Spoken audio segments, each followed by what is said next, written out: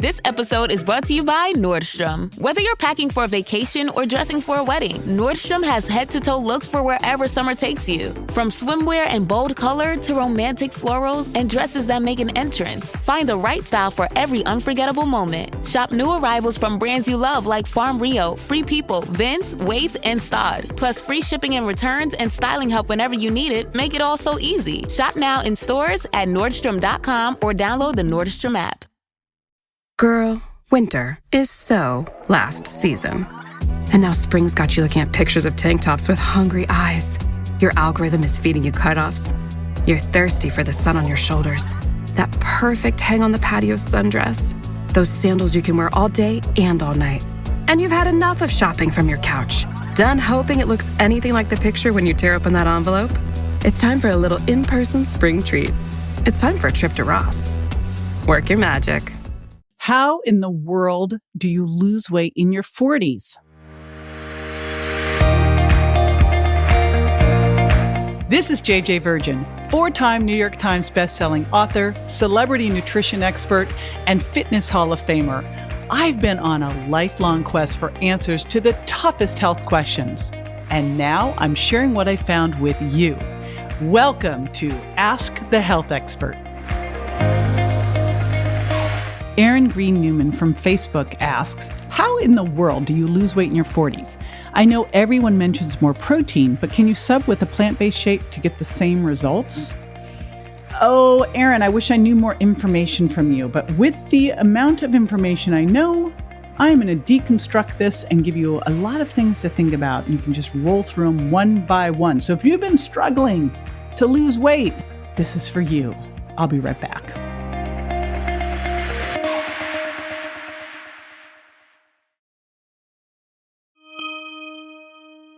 All right, so how in the world do you lose weight in your 40s, and 50s, and 60s? Let's start, and this is where I like to start. First of all, you asked about plant-based shakes.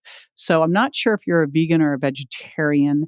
I'll deal with that when we get to the second recommendation, but I'm going to walk you through how I would do this if I was working with you one-on-one. Number one, the first thing that I would make sure is that you are able to detoxify well, because in order to lose weight, you've got to be able to be a good detoxifier. Why? Guess where your toxins get stored up? They get stored up in your fat. And one of the things that we know is that if you've got a big toxic burden, you don't detoxify well, maybe you're not sweating a lot, pooping a lot, you're not eating a high fiber diet, you've been drinking out a lot of plastic, you've just got a bigger toxic load. It can actually slow down your metabolism, lower your body temperature, impact your thyroid function, and also create more estrogen. So that's one of the first things that I like to do is get you started on a good detox, just to make sure we've got those pathways chugging along, everything is working. Once we've got that, the next thing is to make sure that you are getting rid of your hidden food intolerances, because if you're eating healthy foods, but some of those healthy foods are hurting you, things like gluten and dairy and soy and corn and eggs and peanuts. I love eggs, but for a lot of people, they can trigger an immune response and create inflammation and lead to insulin sensitivity and stress and cause you to hold on to weight or even gain weight and crave the very foods that are hurting you. So the next thing that I have you do is go through the Virgin diet to uncover your hidden food intolerances, because they're hidden. We got to find them.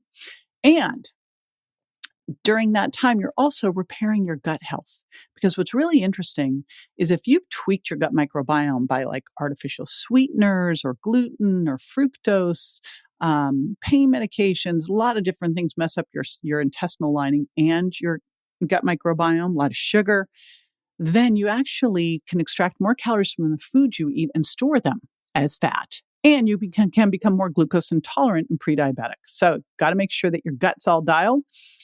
Next up is then to lower your sugar impact. That's my sugar impact diet, where we really teach you to eat from the trifecta of protein, fat, and fiber, really good blood sugar control, get over your sweet cravings, and get to the point where your body's shifted into being a fat burner, not a sugar burner. And when you do that, it's like, ooh, the sun comes out and the birds are singing. You're able to easily burn off stored fat for fuel. You lose that belly fat. You can go easily 4 to 6 hours between meals without eating. In fact, you'll go you'll go, did I eat lunch? And you won't be able to remember. That's a great sign that you are now a fat burner. When you do that, now you can easily start to do some intermittent fasting or keto diet, which if you were doing those prior to this, you'd struggle. Once you've got that nailed, and now you can start to throw in some intermittent fasting and maybe play around with keto, see how that works for you.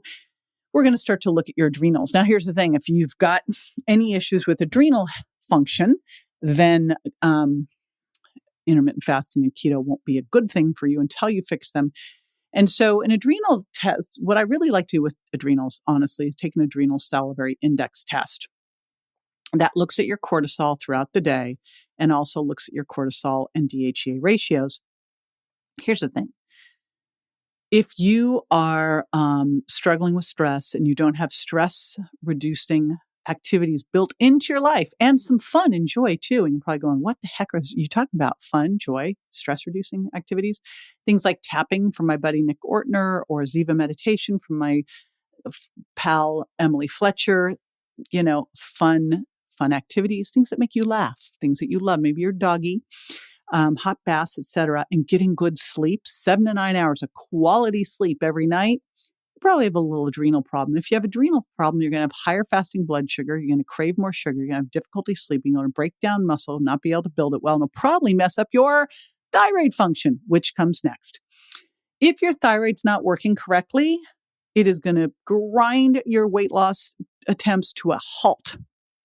So make sure that you are working with a good functional medicine doctor. Shout out to my buddy, Dr. Alan Christensen, and that you really know how to look at your levels correctly rather than going to a traditional doc, getting one number, a TSH, finding out that it's in range and being told you are fine. If you're struggling with being cold, difficulty losing weight, difficulty putting on muscle, low sex drive, hormonal imbalances, little bit yellow tinge to the skin, hair falling out, nails breaking, elevated cholesterol, constipation, any of those things, make sure you really get your thyroid workup done well by a functional medicine doc. And then finally, your sex hormones.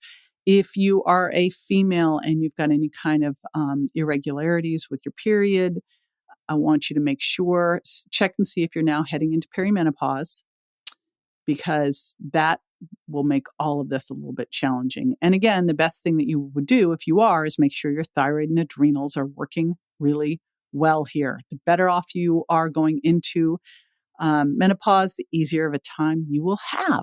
All right, there's your checklist. Erin, go at it and let me know how it goes. Bye. This is JJ with Ask the Health Expert. I do this 5 times a week, so make sure you never miss a show by going to subscribetojj.com.